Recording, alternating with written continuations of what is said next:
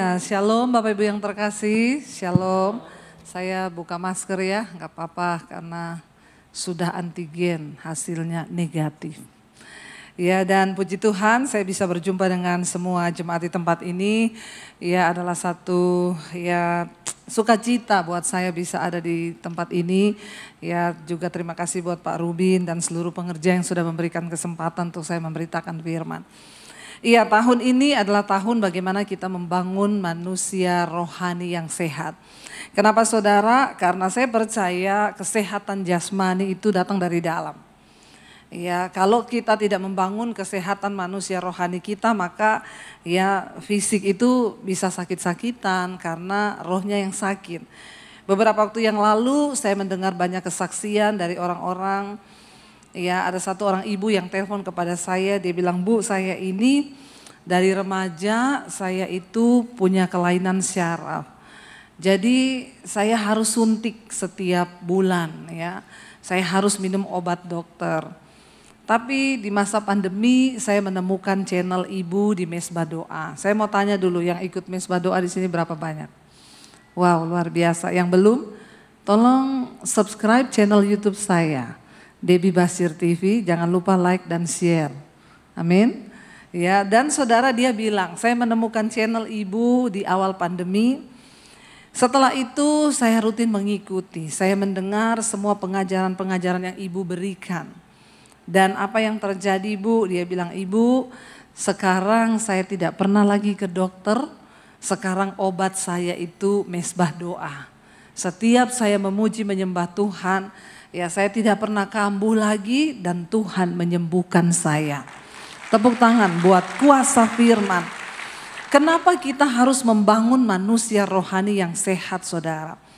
Karena keuntungannya itu bukan hanya sampai di dunia ini. Alkitab berkata latihan badani itu terbatas hanya untuk di dunia ini saja. Kita nge-gym, kita sepedaan, ya itu bagus sekali. Tetapi hanya berguna bagi di dunia ini saja. Tetapi latihan rohani itu berguna sampai di masa yang akan datang. Kita menjaga kesehatan fisik kita itu baik. Ya, karena orang yang sehat tidak mudah kena penyakit. Ya, tetapi kita bertahan pun Alkitab bilang ya manusia itu hidup 70 tahun. Kalau lebih ya kebanggaannya sakit penyakit dan penderitaan. Tapi yang terpenting adalah yang harus kita bangun juga yang tidak kalah pentingnya, yaitu kesehatan manusia rohani. Kenapa? Karena kalau manusia rohani kita sehat, ya satu saat kita semua dipanggil Tuhan, kita mencapai hidup sampai pada kekekalan. Itu yang dikatakan bahwa latihan rohani itu berguna sampai pada hidup yang akan datang. Kalau kita bicara soal mati saudara, maaf ya, saya masih tetap konsisten dengan pengajaran saya. Dari awal pandemi, saya selalu berkata jangan terlalu takut berlebihan. Kalau belum waktunya mati, kita tidak akan mati. Tapi jangan mencobai. Ya, kalau sudah waktunya mati, maaf ya, tidak usah tunggu kena corona. Bener nggak? Lagi duduk aja bisa mati, bahkan lagi tidur banyak yang mati. Orang tidur ngorok berlebihan aja mati loh saudara. Makanya bapak-bapak yang suka ngorok hati-hati, harus makin berjaga-jaga itu. Ya, jadi saudara, saya percaya saya ini bintang 3 corona saudara. Yang pertama saya kena di November awal 2020, 2021 kena lagi yang Delta, 2022 yang lalu kena yang Omicron. Jadi 3 varian saya rasakan semua. Memang dari awal dulu saya berdoa, mungkin doa saya itu agak sedikit nyeleneh.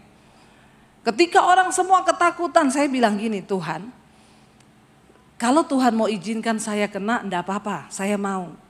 Asal itu menjadi kesaksian bagi banyak orang. Karena ketika corona itu datang, orang-orang itu berpikir bahwa satu-satunya yang bisa mencabut nyawa mereka itu corona. Sehingga orang itu takut berlebihan karena dia pikir hidup matinya di tangan corona.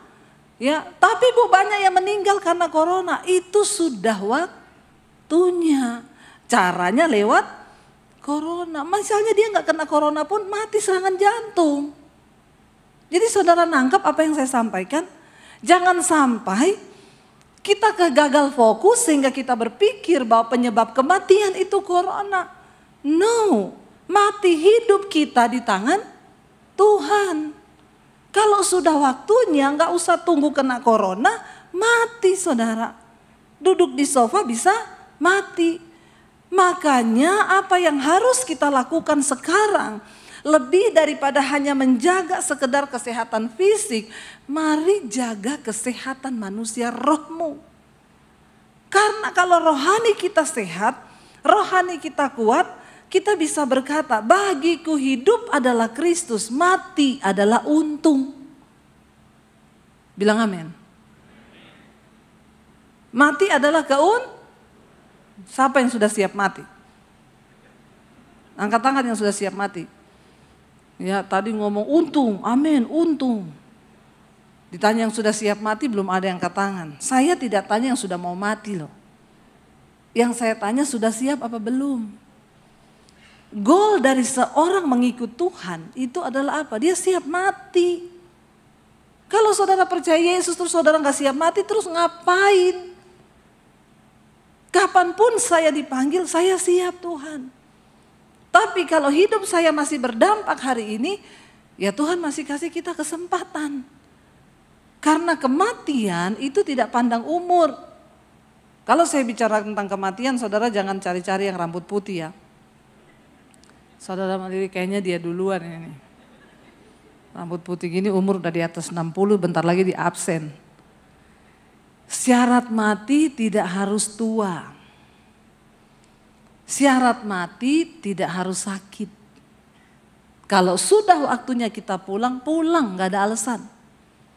Daripada saudara tidak siap, lebih baik siap. Terus cara menyiapkan diri menuju kematian gimana Bu? Di Jakarta banyak yang sudah beli lahan di San Diego Hills. Beli lubang. Saya tanya sama teman saya, udah beli lubang Bu? Udah, kami sekeluarga 5 orang Bu di sini. Pertanyaan saya, ibu udah siap mati belum? Lubangnya udah, belum siap matinya. Terus ngapain ibu beli lubang? Takut gak kebagian, soalnya kan tanahnya elit. Mati dikubur di tempat elit itu sesuatu yang kalau saya gak peduli saya mau dikubur di mana. Yang penting cara hidup saya. Amin. Sudahkah kita mempersiapkan hidup? Ya, kenapa saudara kita harus membangun kesehatan manusia roh kita? Bukan apa-apa, karena kita semua lagi berdiri di antrian kematian. Bisa jadi sebelah kanan saudara minggu depan dipanggil. Lihat yang sebelah kananmu. Mumpung masih bisa dilihat. Yang sebelah kiri bisa jadi besok. Nah, ketawa kan, temannya mati aja diketawain. Jadi kita daripada tidak siap, mari kita menyiapkan diri. Bagaimana caranya? Bangun manusia rohmu. Sehat, kuat. Karena ketika manusia roh kita kuat, maka itu berpengaruh di alam nyata saudara. Manusia fisik kita. Kenapa banyak orang terus jatuh bangun di dalam dosa? Karena manusia rohmu itu sakit. Waktu manusia roh kita sehat dan kuat, maka semua kita bisa lewati bersama dengan Tuhan. Kita bisa menjadi pelaku firman. Nah hari ini saya akan membahas, kita baca sama-sama, apa sih ciri-ciri orang yang rohaninya itu sehat. Kalau ini terdapat dalam diri kita dan kita merasa kita masih sakit, mari kita bertobat. Amin. Ayo kita buka bersama Yakobus pasal yang pertama. Yakobus pasal yang pertama ayat yang ke-19, di situ dikatakan judul perikopnya adalah pendengar atau pelaku firman. Orang yang rohnya sehat itu dia menjadi pelaku firman dan bukan hanya pendengar. Ayat yang ke-19 berkata begini di sana saudara, kita baca sama-sama 1, 2, 3. Hai saudara-saudara yang kukasihi, ingatlah hal ini, setiap orang hendaklah cepat untuk mendengar, tetapi lambat untuk berkata-kata dan juga lambat untuk marah. Poin yang pertama, manusia rohmu sehat atau tidak, ada di sini. Setiap orang hendaklah cepat untuk dengar, lambat bicara, dan juga lambat untuk marah. Siapa yang cepat marah, enggak usah angkat tangan. Di dalam hati saja. Ya, kalau saudara angkat tangan, saya suruh buka kolam baptisan. Baptis ulang, rendam 15 menit. Buka mata langsung di rumah Bapa di sorga. Ya, ini loh, yuk kita lihat manusia rohani kita tuh sehat atau tidak. Orang itu kalau manusia rohnya sehat, rohaninya kuat, dia cepat mendengar, lambat untuk berkata-kata, juga lambat untuk marah. Kalau orang itu cepat berkata-kata, cerewet, apa-apa dikomen, apa-apa diomongin, apa-apa marah, apa-apa gini, itu tanda manusia rohmu sakit. Siapa yang tiap hari marah-marah di sini? Tidak ada yang ngaku. Ya, bertobat saudara. Tanda manusia rohmu dewasa dan sehat. Ya, orang yang manusia rohnya itu sehat, dia nggak mudah marah-marah. Karena dia tahu amarah itu mengerjakan sesuatu yang tidak berkenan kepada Tuhan. Coba lihat ayat yang berikutnya, ayat yang ke-20 bisa dikatakan. Kenapa? Sebab amarah manusia tidak mengerjakan kebenaran di hadapan Allah. Kita marah aja itu sudah dosa saudara. Amarah manusia tidak mengerjakan kebenaran di hadapan Allah. Suami istri, ya hello, yang tiap hari ribut di dalam rumah tangga. Kalau engkau tiap hari ribut, bertikai, perang, ya tiap hari bertengkar, itu tanda-tanda engkau sakit jiwa, rohmu sakit. Orang sakit jiwa itu bukan orang gila yang lari-lari di jalan. Ya, di dalam jiwa manusia itu terdapat pikiran, perasaan dan kehendak. Di dalam jiwa kita terdapat pikiran, perasaan dan kehendak. Ketika pikiranmu negatif terus berbuah kepada perasaan, akhirnya jadi negatif, lalu kehendakmu jadi negatif. Ya, itu tandanya engkau sudah sakit jiwa, tapi stadiumnya masih awal. Kalau yang sudah lari-lari di jalan itu sudah stadium akhir. Jadi bagaimana kita memutuskan atau kita melihat manusia roh kita ini sehat atau tidak? Ya, yang kebanyakan ngomong, kebanyakan marah, cepat marah itu tanda-tanda rohanimu bermasalah. Bapak-bapak, jadilah berkat dalam rumah tanggamu. Ya, ibu-ibu yang saya tahu itu biasa orang cepat marah-marah itu karena ada ilmu hitam. Itu cepat marah. Ya, tapi kalau orang yang sudah dibangun dalam Tuhan harusnya tidak begitu. Kita semua diciptakan dengan emosi saudara, kita bisa marah, semua orang bisa marah.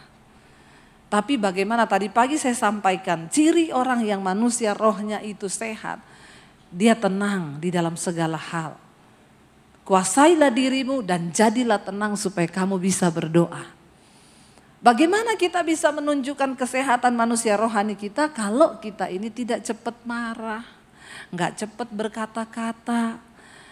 Bapak ibu, rumah tangga kita harus kita bangun supaya anak-anak kita hidup di dalam takut akan Tuhan. Kenapa banyak anak muda sekarang masih umur kecil udah pacaran, gonta-ganti pacar sehingga mereka melakukan free sex. Karena di dalam rumah dia tidak melihat ada kasih. Orang tuanya ribut terus, berantem terus. Iblis tidak pernah takut ketika engkau rajin datang ke gereja. Kalau engkau tidak menjadi pelaku firman. Satu kali ada orang tanya sama saya, Bu, Ibu sering pelayanan di desa-desa? Kalau di desa itu masih banyak orang kerasukan ya Bu? Oh banyak, lagi puji-pujian, kerasukan di sana. Kalau di kota-kota besar, di gereja besar, Ibu pelayanan ada nggak yang kerasukan Bu?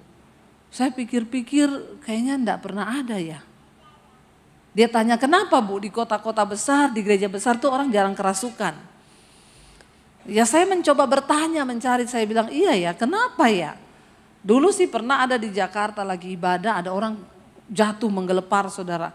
Saya spontan berdiri mau saya doakan kan saya pikir ini kerasukan kan. Saya mendekat, mau saya doakan, istrinya bilang, enggak usah Bu, kenapa? Epilepsi. Oh, saya kira kerasukan, ternyata epilepsi saudara. Mirip-mirip. Lalu saya dapat jawabannya itu gini, kenapa di gereja besar, di kota besar jarang orang kerasukan? Karena di kota besar begini itu setan sudah tidak bekerja di gereja, dia cuma kontrol. Saudara mengerti maksud saya? Setan bilang enggak usah ganggu mereka di gereja. Kenapa? Dagingnya aja udah gede. Keinginan dagingnya aja udah pada gede. Enggak usah bicara setan. Apa itu keinginan daging? Galatia pasal 5 berkata, sebab keinginan daging itu telah nyata, percabulan, kenajisan, hawa nafsu, nafsu jahat, iri hati, kebencian, dendam, amarah, pertikaian, perselisihan, persinahan, percabulan, itu semua ada di dalam daging kita. Dan barang siapa yang melakukan semua hal itu, dia tidak mendapat bagian di dalam kerajaan Allah. Kenapa kita harus membangun manusia roh? Karena daging ini luar biasa pengaruhnya. Kalau engkau membiarkan rohmu mati, maka engkau tidak akan kuat. Kalau rohmu lemah, maka tidak mungkin imanmu bertumbuh. Menghadapi tantangan yang sudah seperti ini. Makanya sering kali saya lihat orang Kristen di gereja hebat. Wah, kalau nyanyi kita buat iblis gemetar. Sampai di rumah iblis buat kita gemetar. Itu yang terjadi. Ya, karena apa? Manusia rohmu sakit. Kalau manusia roh kita sehat, sudahlah. Marah-marah itu boleh, tapi nggak usah lama-lama. Ya, punya komitmen. Saya sama suami dari awal menikah kita punya komitmen berantem 5 menit cukup. Susah nggak? Susah banget. Ya, tetapi karena kami mau berkomitmen kepada firman. Ya, terjadi. Kadang saya yang masih marah, suami saya bilang, udah lebih 5 menit loh. Ayo doa, saya bilang, enggak. Mana Tuhan dengar doa orang yang marah-marah? Dia bilang, makanya enggak usah marah. Ayo kita berbaikan.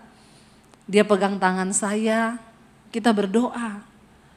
Coba kalau ada salah satu, ya kadang juga saya yang duluan, ya enggak usah marah-marah lah, saya ngapain sih kita ini marah-marah, iya ya. Bukan berarti kita hamba Tuhan enggak pernah marahan.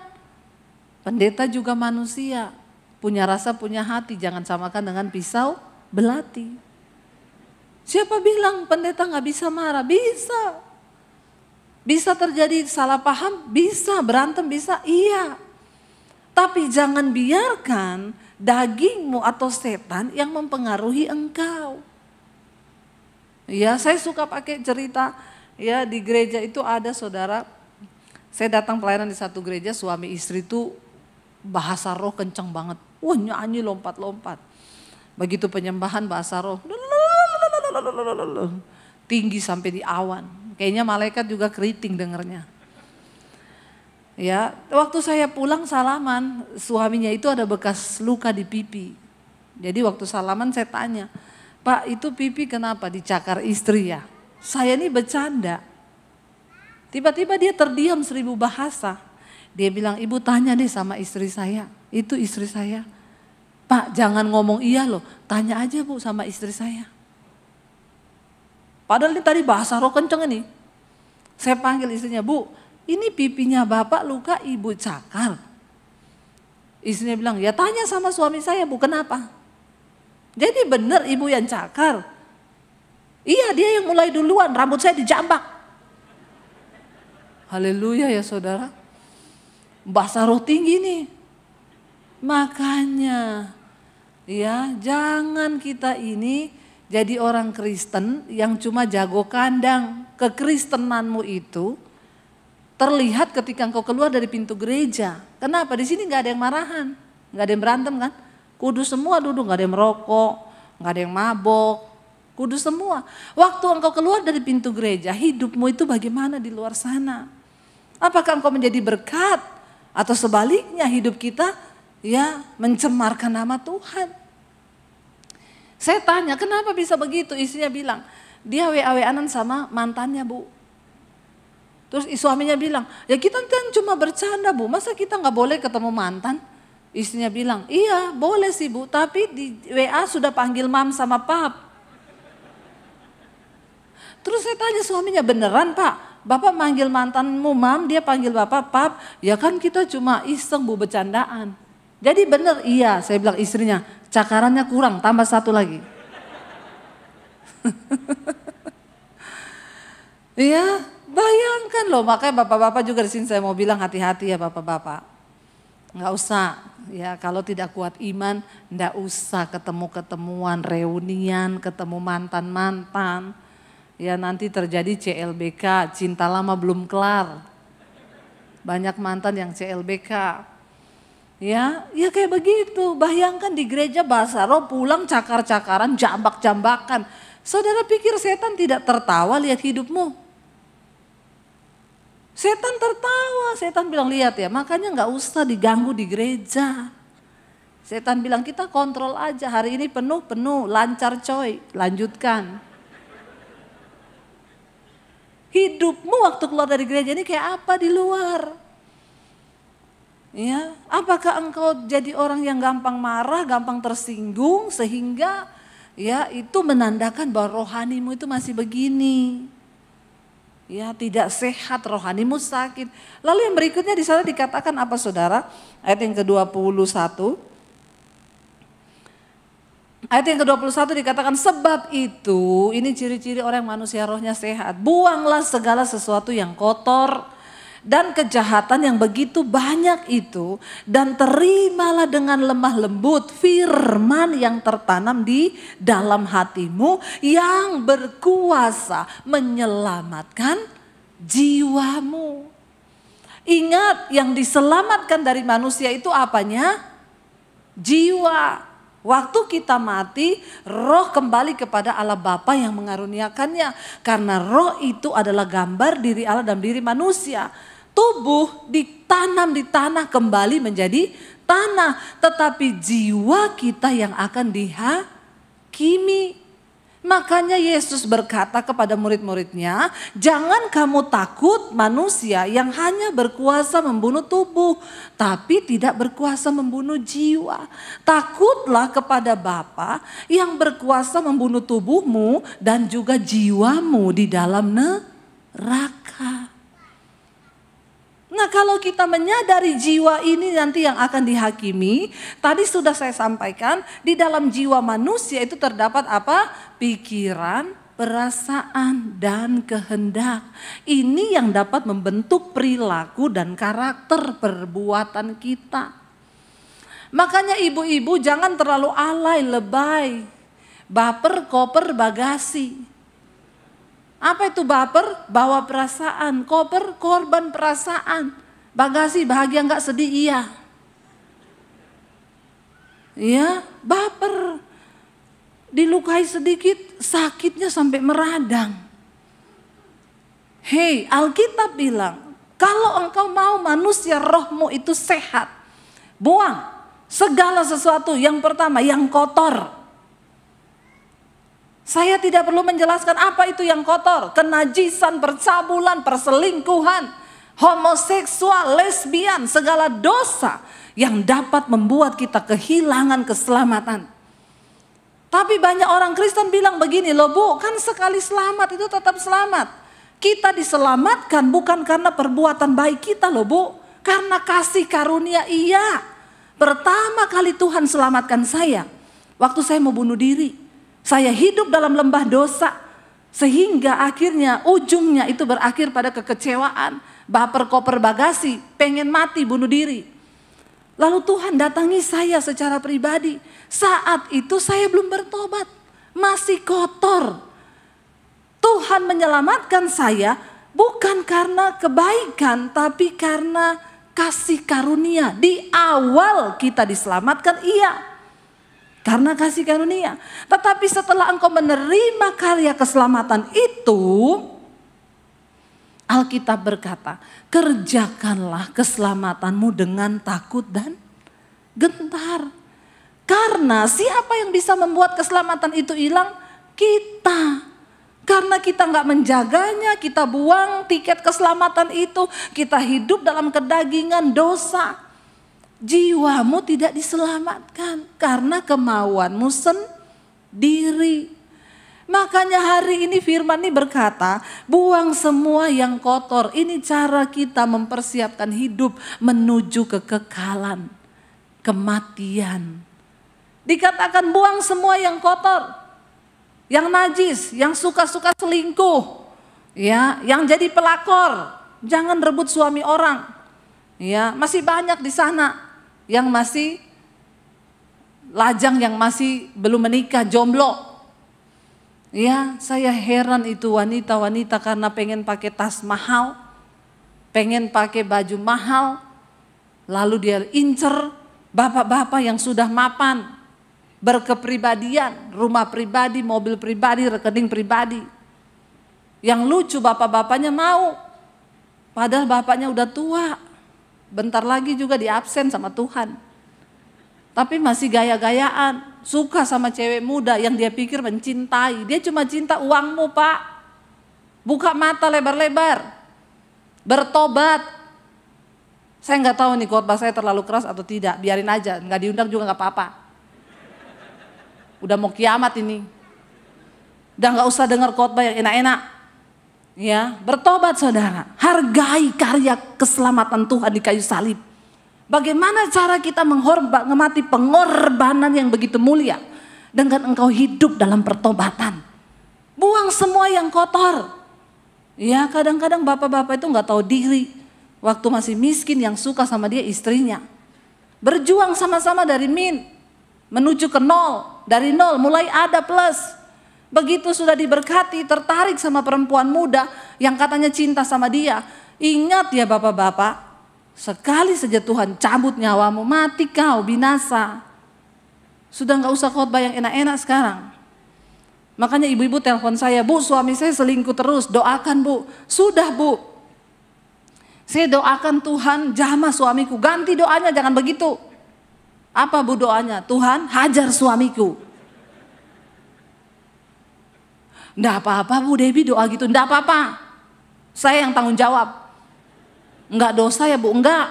Karena Tuhan menghajar itu membawa orang pada pertobatan. Enggak lama kemudian HP saya bunyi dari suaminya. Ini pendeta Debbie Basir? Iya. Pendeta macam apa kau? Macam ini. Kenapa? Ibu itu pendeta macam apa ngajari istri saya berdoa Tuhan hajar suamiku. Pak, Bapak jangan terlalu GR dihajar Tuhan ya Pak. Alkitab berkata, Tuhan menghajar orang yang dikasihinya dan dianggapnya anak. Kalau Bapak masih dikasihi Tuhan, masih dianggap anak, nggak mati langsung, kena stroke dulu. Ya, tapi kalau Bapak sudah tidak dianggap anak sama Tuhan, udah tidak dikasih, langsung mati lu Pak. Langsung teleponnya putus, nit. Ayo kita mengerti saudara. Jadi Kristen yang benar tuh kayak apa? Makanya bangun manusia rohmu, baca Alkitab, dengar firman. Sekarang ada YouTube. Ketika engkau lemah, dengar khotbah. Supaya rohmu kuat, engkau bisa mengalahkan keinginan daging. Karena firman Tuhan berkata, barang siapa hidup menurut daging, dia tidak mungkin berkenan kepada Allah. Dan tidak akan masuk dalam kerajaan Allah. Tetapi jika oleh roh kamu mematikan perbuatan dagingmu, maka kamu akan hidup sampai dalam kekekalan. Berarti yang bisa membunuh perbuatan daging kita itu adalah roh yang kuat. Lah tapi bagaimana mungkin rohmu kuat? Engkau tidak pernah kasih makan rohmu. Ke gereja seminggu sekali, 2 jam. Kalau saudara setiap minggu ke gereja nggak pernah absen, dalam waktu 1 tahun 365 hari, engkau cuma kasih makan rohmu 4 hari. Kalau tiap minggu engkau datang 2 jam, nggak telat dan pulang tidak kecepatan. Berarti engkau cuma kasih makan rohmu itu 4 hari dalam 365 hari. Sekarang 361 harinya engkau isi dengan apa manusia rohmu? Ya, terus jangan berdalih lagi. Lah Tuhan kan mengerti Bu, kita ini daging. Makanya matikan dagingmu oleh roh yang dikuatkan. Kalau engkau mau menghidupkan manusia rohmu, maka dagingmu itu tidak berdaya. Makanya ayat tadi pagi berkata, kuasai dirimu, jadilah tenang. Orang mau berhenti rokok, bisa enggak saudara? Bisa. Tapi engkau berkata, enggak bisa Bu, ini daging. Ada lagi yang selingkuh. Bu, saya sudah coba untuk berhenti, tapi saya enggak bisa Bu. Daging saya ini terlalu kuat Bu. Ya, jadi makanya saya ini enggak bisa keluar. Saya bilang bisa Pak, biarlah cintamu akan Tuhan itu mengalahkan segala hal-hal lain yang engkau cintai di dunia ini. Buang segala yang kotor, kejahatan yang begitu banyak itu, dan terimalah dengan lemah lembut firman yang tertanam di dalam hatimu yang berkuasa menyelamatkan jiwamu. Waktu kita menerima firman, makanya datang ke gereja itu jangan cuma store muka. Nggak usah pencitraan, karena kita ke gereja ini bukan untuk manusia tapi untuk Tuhan. Makanya engkau ke gereja datang dengan sikap hati yang benar. Tuhan, aku ini mau ke gereja, aku berdoa nanti firman Tuhan yang disampaikan mengubah hidupku, masuk dalam hatiku dan menyelamatkan jiwaku. Supaya engkau datang di gereja, engkau memperhatikan firman. Jangan firman, tatapannya sih ke saya tapi kosong. Saya tahu nih banyak yang pikirannya lagi tidak di dalam kepala. Pikirannya, otaknya lagi melayang-layang di luar sana. Bagaimana rohmu kuat? Kita mendengar firman, tundukkan dulu, aku tundukkan segala pikiran perasaanku pada kehendak Kristus. Supaya terjadi perubahan di dalam hidupmu saudara. Lalu ayat yang berikutnya di sana dikatakan ayat 22. Tetapi hendaklah kamu menjadi pelaku firman dan bukan hanya pendengar saja. Sebab jika tidak demikian dikatakan kamu apa? Menipu diri sendiri. Ada orang menipu diri sendiri? Lucu ya, diri sendiri kok ditipu loh. Ini lebih penipu dari semua penipu. Kalau engkau hanya mendengar dan tidak melakukan firman, engkau itu dikatakan di sana menjadi penipu atas dirimu sendiri. Yang paling tahu diri kita itu ya kita dengan Tuhan. Makanya jangan, ada nggak orang bisa menipu dirinya? Nggak ada kan? Masa diri sendiri ditipu? Tapi orang yang tidak melakukan firman cuma menjadi pendengar, engkau penipu atas dirimu sendiri. Itu lebih bejat daripada engkau tipu orang lain. Dirimu sendiri aja kau tipu, apalagi Tuhan, apalagi orang lain. Ayo kita mau jadi pelaku firman. Hari ini kita mau katakan, Tuhan, aku tidak mau menjadi pendengar saja, aku mau menjadi pelaku firman. Ayat yang berikutnya berkata di sana, ayat 23. Firman Tuhan berkata begini saudara. Sebab, baca sama-sama. Jika seorang hanya mendengar firman saja dan tidak melakukannya, ia adalah seumpama seorang yang mengamat-amati mukanya yang sebenarnya di depan cermin. Ayat 24. Lalu apa di sana dikatakan? Baru saja ia memandang dirinya, ia sudah pergi atau ia segera lupa bagaimana rupanya. Saya mau tanya sama saudara hari ini, ada nggak di antara saudara yang lupa bagaimana muka dan wajahmu? Ada di sini yang lupa dengan mukanya sendiri? Berarti Anda hilang ingatan. Ada di antara saudara yang lupa dengan mukanya? Semua ingat kan mukanya? Tapi jangan gini, saya sih kayak Ari Wibowo. Itu halusinasi, ya. Itu halu namanya. Kita ingatkan muka kita, saya ingat muka saya. Ada tai lalatnya di sini, ada lesung pipinya di sebelah kanan. Saya tahu kenapa setiap hari saya bercermin. Model alis saya tuh seperti ini, saya tahu. Di mana ada fleknya saya tahu. Karena saya tiap hari bercermin. Tapi orang yang mendengarkan firman dan tidak melakukannya, dia itu seumpama orang yang memandang wajahnya di cermin, lalu ia segera pergi, lalu dia lupa bagaimana mukanya. Ngeri sekali ya saudara. Jadi hari ini saya berdoa supaya saudara semua menjadi pelaku-pelaku firman. Biar engkau tidak lupa diri alias amnesia.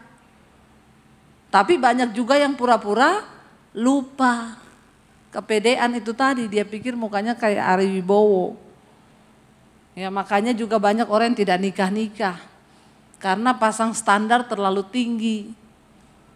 Ya ada perempuan gak nikah, kenapa belum menikah? Saya pengennya dapat bule yang ganteng bu. Saya bilang orang mau cari jodoh itu bagi yang muda-muda. Ada 3 tips, yang pertama berdoa. Doa dulu. Yang kedua berusaha. Saya punya teman tinggal di Kalimantan di hutan, kerja di perkebunan. Dep, doain dulu saya ini biar dapat jodoh. Kau tinggal di mana? Di kebun dalam hutan. Terus kau tidak keluar-keluar di kota? Ya jarang ya. Kau mau dapat monyet. Mau cari jodoh di hutan terus, di perkebunan kelapa sawit. Yang ditemui tupai dan monyet. Kalau mau ketemu jodoh lu usaha, minggu ke kota, ke gereja. Di gereja kau ketemu orang, ketemu perempuan. Bagaimana mungkin kau bisa ketemu kalau tidak ada usaha? Oh gitu ya, ya deh oke kalau begitu. Nah kalau di kebun terus yang ditemui monyet. Lalu yang ketiga yang paling penting itu setelah berusaha, berdoa, yang ketiga bercermin. Kenapa saya bilang bercermin?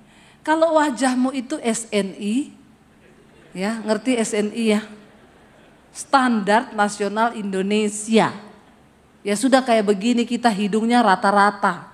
Yang penting ada lubang 2 menghadap ke bawah. Itu sudah puji Tuhan haleluya 12 kali. Ya itu sudah normal, tidak usah dioperasi. Kecuali lubangnya menghadap ke atas. Itu harus dioperasi, bukan apa-apa. Kalau hujan masuk air mati. Ya, jadi kalau sudah standarnya begini, ndak usah terlalu mimpi mau dapat yang kayak bule, hidungnya mancung. Makanya kau ndak nikah-nikah, karena standarmu tuh terlalu tinggi. Padahal kau sendiri SNI, kau pasang American standar, nggak masuk. Ya, udah nikah itu yang penting seiman, takut Tuhan, cocok. Nggak usah lihat kaya miskin juga. Kadang-kadang orang itu ya gitu. Ya, ketika kita membangun rumah tangga bersama-sama, melibatkan Tuhan, imanmu bisa membuat yang tidak ada menjadi ada. Saya sama suami bangun pernikahan benar-benar bukan dari nol, dari min. Ya, ketika menikah, keadaan keluarga suami saya, papahnya pas bangkrut usahanya. Saya diusir dari rumah karena saya menerima Yesus sebagai Tuhan dan Juru Selamat. Jadi saya bilang sama dia, kalau dari pihak orang tua saya sudah tidak mungkin dapat dukungan. Ya, saya juga tidak mau kita menikah kamu minta uang dari keluargamu. Nggak usah, karena pernikahan itu bukan soal pesta resepsinya, tapi soal pemberkatannya. Teman saya telepon. Saya tanya, kamu katanya mau nikah bulan depan? Enggak tahu nih bu, kayaknya belum jadi. Kenapa? Belum dapat utangan dari bank. Lu mau nikah utang bang, enggak usah nikah, batalin dulu aja, enggak usah nikah. Soalnya ceweknya nuntut pesta harus begini, enggak usah kawin. Lu ya utang bank 200 juta buat menikah. Begitu menikah bukan bulan madu, bulan racun yang kau alami. Karena mau bayar pestanya sudah selesai. Ya cuma untuk heboh-hebohan sama orang, yang ada akhirnya mau bayar utang, stres nggak? Ya saya bilang sama suami kalau nggak ada uang, kita pemberkatan aja di gereja, undang teman-teman pelayanan, kasih makan, foto-foto, yang penting orang tahu kita sudah menikah, kan itu. Yang terpenting sah di hadapan Tuhan. Zaman sekarang enggak, foto pretwetnya aja, pretwet. Ada yang bangga ngomong sama saya, itu bayangkan Bu, pretwet aja habis 500 juta loh. Hah, buat foto pretwet? Iya, ke Jepang, ke Paris, Gunung Kidul. Jauh banget ya jatuhnya. Kalau di Gunung Kidul biasanya dikejar ombak-ombak itu ya. Di atas air, satu di bawah, satu di atas begini. Wih, pegangan, ombak diterpa ombak, seru. Baju pengantinnya terbang, tapi tangannya berpegangan. Waktu udah nikah ada ombak, dijorokin. Itu namanya pretwet. Pernikahan itu nggak penting pretwetnya. Yang penting itu, siapa itu? Teriakannya kenceng banget, kayaknya mewakili. Bener ya? Bener, yang paling penting itu afterwetnya. Nggak usah sok gaya-gayaan. Kehilangan esensi. Saya sama suami saya sekarang, kita masuk pernikahan 21 tahun. Foto berduaan terus, saya selalu tulis di IG, afterwet. Itu yang benar. Kalau cuma pretwet itu saya lihat orang di Facebook, di Instagram pasang pretwet di ombak-ombak, saya bilang pret. Lihat aja lu masuk pernikahan. Ya, mau lihat kalau masih pacaran itu masih cinta. Pernikahan di atas 5 tahun sudah tidak ada cinta. Yang ada itu kasih. Karena cinta itu menuntut, kasih itu berkorban. Kasih itu levelnya lebih tinggi di atas cinta. Makanya jangan pernah hanya membangun rumah tanggamu dengan cinta. Kenapa banyak orang cerai? Cintanya habis. Ya, pernikahannya diharapkan, wah udah habis waktu ini, udah 00 di sana ya. Masih bisa lanjut dikit? Jemaat setuju kalau saya lanjut ya? Nah, kita dengarkan suara rakyat. Gak usah tepuk tangan. Ya, ini penting saya bicara saudara. Ya, ketika saya menikah dengan suami saya, bayangan saya, oh kita ini ketemu di gereja. Kurang kudus apa? Bayangkan itu, ketemu di gereja loh. Tempat paling luar biasa ketemu jodoh itu memang di gereja. Jadi kalau ditanya, dulu ketemu di mana Bu? Di gereja. Wih, kudus ya. Daripada dulu ketemu di mana? Terminal. Aduh. Ini mau copet atau cari jodoh? Apalagi ketemu di mana? Kuburan. Kuntilanak kali. Saya pertama kali bertobat udah gak pengen nikah. Saya bilang saya hanya mau melayani Tuhan. Saya mau menyerahkan hidup saya untuk Tuhan. Saya tidak mau lagi menikah. Satu kali saya berdoa, saya dengar suara Tuhan berkata kepada saya, kamu terlalu cantik untuk tidak menikah. Protes, masalah buat lo. Lalu saya berdoa, Tuhan kalau memang saya menikah, kasih saya jodoh yang terbaik. Saya tidak cari pacar, saya cari jodoh. Karena bagi saya pernikahan satu-satunya alasan adalah untuk menggenapi rencana Tuhan atas hidup saya. Makanya saya nggak mau salah pilih. Ya, saya cari orang yang seiman dan seimbang. Kalau saya melayani, ya suami saya juga harus melayani. Kalau saya hidup dalam kekudusan, mengejar perkenanan Tuhan, ya dia juga harus. Makanya saya selalu bilang, saya ini mau menikah untuk menggenapi rencana Tuhan. Jadi saya mau kamu menjadi suami yang mendorong saya untuk menggenapi rencana Tuhan, bukan menggagalkan rencana Tuhan atas hidup saya. Demikian pun saya akan menjadi istri yang mendorong kamu untuk menggenapi panggilan Tuhan atas hidupmu.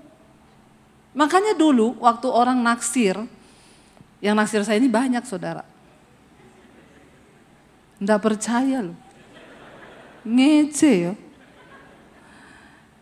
Tapi ya bagi saya harus lihat, maaf ya. Seganteng apapun kalau merokok saya nggak mau, lewat. Ya, kenapa? Itu nanti nggak seimbang buat saya. Ada lagi yang tanya, Bu, emang kenapa orang merokok nggak masuk surga? Di mana ayatnya? Baca di pom bensin. Nggak usah cari-cari ayat di Alkitab. Kalau di pom bensin saja kau tidak diterima, apalagi di surga. Ya, bukan apa-apa ibu-ibu lu menikah sama cowok yang merokok. uang belanjamu berkurang. Ya, jadi saya berdoa Tuhan kirim jodoh saya. Bayangkan saya ini dari Sulawesi, ketemu jodoh saya di Solo. Dari Solo ke Sulawesi, itu jauhnya luar biasa.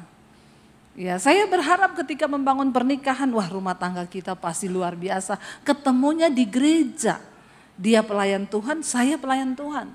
Dalam hati saya ini pasti kalau berantem, haleluya, hosana. Bayangan saya. Kita buka-bukaan saja ya. Makanya yaitu suami istri yang tadi di gereja bahasa roh itu saya bilang, Pak Ibu bertobat. Bahasa roh itu jangan hanya dipakai di gereja. Waktu berantem pakai bahasa roh. Jadi waktu mau emosi tunjuk, memang kamu dasar. Itu bagus itu, setannya lari. Jangan di gereja lu hebat bahasa roh sampai tingkat langit ke-7, di rumah lu jambak-jambakan. Kristen macam apa begitu? Jadi akhirnya ketika kami menikah saudara, proses demi proses terjadi. Ya, waktu pertama kali nikah aja kita dari segi bahasa tuh sudah beda. Suami saya Solo. Orang Solo itu ekspresinya kurang. Dia seneng kita enggak tahu, diam aja, dia marah juga diam aja. Ya, jadi suami saya itu kalau marah dia ngomong, "Say, aku boleh marah enggak?" Saya bilang, marah-marah aja, keles, nggak usah permisi. Orang mau marah permisi, boleh marah. Nggak ada begitu, saya bilang marah-marah aja. Jadi ketika kami menikah itu luar biasa prosesnya. Saya sama suami saya sampai hari ini tidak cocok. Hanya satu yang mencocokkan kami, firman Tuhan. Tepuk tangan buat Tuhan. Kenapa kita harus mencari orang yang seimbang? Ya, mau cocok dari mana kita saudara? Orang dia orang Solo, saya Sulawesi. Dari segi bahasa kita sudah beda. Dari segi makanan kita sudah beda. Orang Solo manis, semuanya manis, tidak pedas. Orang Sulawesi asin dan pedas. Cocoknya dari mana? Saya pertama kali menikah masak 2 macam, ayam kecap, ayam rica. Ricanya sekilo, kecapnya sebotol. Makan dah kita satu meja. Ya, lama-lama saya pikir kok kita ini tidak bisa menyatu kalau begini, bagai sepasang sepatu selalu bersama tapi tidak bisa pernah bersatu. Ya, begini sajalah saya bikin ayam rica, saya kasih kecap 1 botol. Tapi cabenya tetap 1 kilo. Jadi suami saya nyicipin, dia bilang, manisnya sih dapat, tapi pedesnya gila. Saya makan pedesnya enak tapi kok manis banget ya. Tapi lama-lama terbiasalah kita. Nah cocoknya dari mana? Makanya kalau ada orang mau nikah, kenapa belum nikah? Belum ketemu yang cocok Bu. Cocok sesuai seleramu atau firman dulu. Kalau engkau cari suami yang cocok dengan seleramu, ya saya ucapkan selamat, tidak akan menikah seumur hidup. Karena di dunia ini tidak ada manusia yang cocok. Tidak ada manusia yang cocok. Ya, yang ada itu kita harus mencocokkan diri dengan firman Tuhan. Waktu istri tunduk kepada firman, suami tunduk kepada firman, maka manusia roh kita sehat. Jadi kita berdua sepakat, berantem 5 menit sekarang bisa. Saya malah kadang ngomong ke suami saya, kita ini kok sekarang gak pernah berantem ya? Iya ya, berantem yuk. Karena apa yang mencocokkan firman. Karena itu mari kita membangun manusia roh yang kuat. Ya, saya tutup dengan satu cerita, satu kali menggambarkan bagaimana manusia roh kita sehat. Saya sama suami, saya pelayanan saudara. Terus sudah selesai, saya bilang saya jemput ya. Oh iya, 10 menit lagi nyampe, kamu berdiri aja depan jalan. Saya berdiri saudara.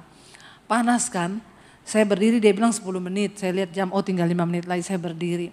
Saya pamitlah dari persekutuan, mereka masih lanjut, saya pulang duluan. Saya berdiri di depan situ panas, ya masih panas pertama, manusia rohnya masih kuat. Nah sukacita damai sejahtera, haleluya puji Tuhan ya, panas gitu ya. Lama-lama 10 menit lewat saya udah kejemur, dia belum datang-datang. Saya telepon, di mana? Sabar. Lah saya nggak ngerti keadaannya dia juga tidak ngerti kan keadaan saya sudah terjemur panas kan.